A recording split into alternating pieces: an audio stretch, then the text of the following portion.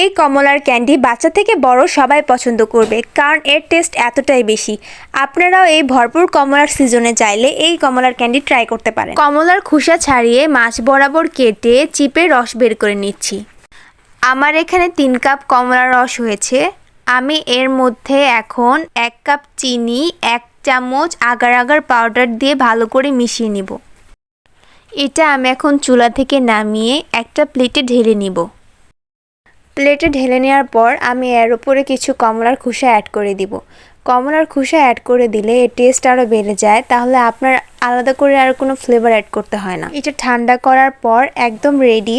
দেখুন কতটা দেখতে লোভনীয় লাগছে, দেখে খেতে ইচ্ছা করছে। আপনারাও চাইলে বাসায় এভাবে বানিয়ে দিয়ে বাসার সবাই মন জয় করতে পারেন। এই ছিল আমার আজকের রেসিপি। আপনার যদি আমার এই ভিডিওটি ভালো লেগে থাকে তাহলে আমার ভিডিওটি লাইক, কমেন্ট এবং শেয়ার করে দিবেন।